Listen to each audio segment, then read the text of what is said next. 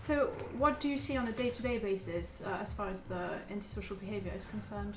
Mostly it's stealing from Iceland. You get people shouting at each other quite often. I've seen nearly 2 brawls outside Iceland out here as well. Staff are great, but the security can get here so quickly. We once had a man attacking a person on a mobility scooter in the alley next to us here, and it got to such an extent that the police had to pull the tasers on him.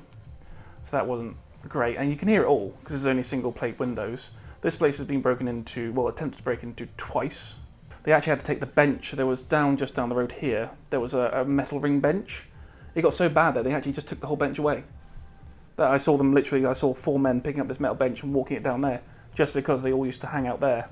To be honest, the people that are involved, so the little fights that break out outside and things, they kind of keep themselves to themselves. So if you're not involved, then it doesn't really affect us. We just occasionally look out the window and see people having a bit of a fight.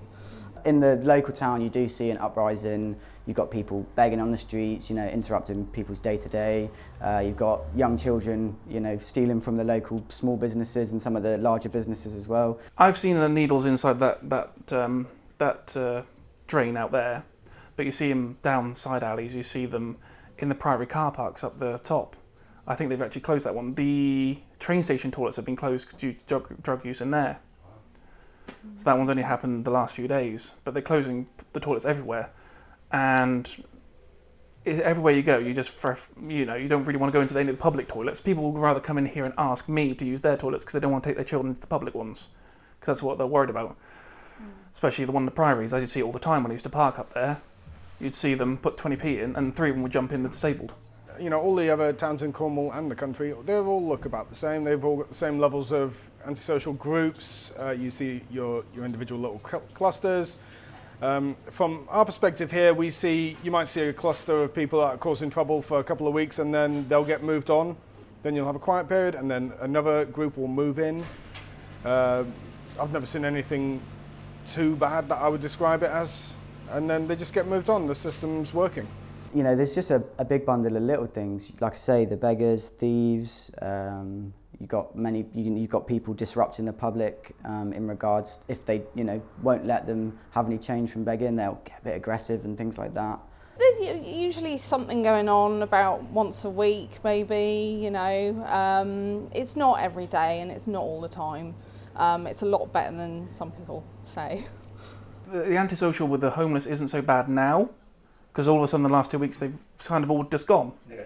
I don't know what's happened to them, but I did speak to a chap who came in and bought something. He was from some agency somewhere, and they come around to help them, and I guess it worked, because we don't see many of them anymore. At the moment, we're doing very well. There has been a sort of local notoriety for a clean-up. That's a combination of work from Safer Foods, St Austell, the BID, the council. Everyone's working together to try and get any problems that are there dealt with quickly. A lot of it is to do with people's opinion, and people have been very negative, but people seem to be getting more positive as the years go by, really. So it's always a good thing.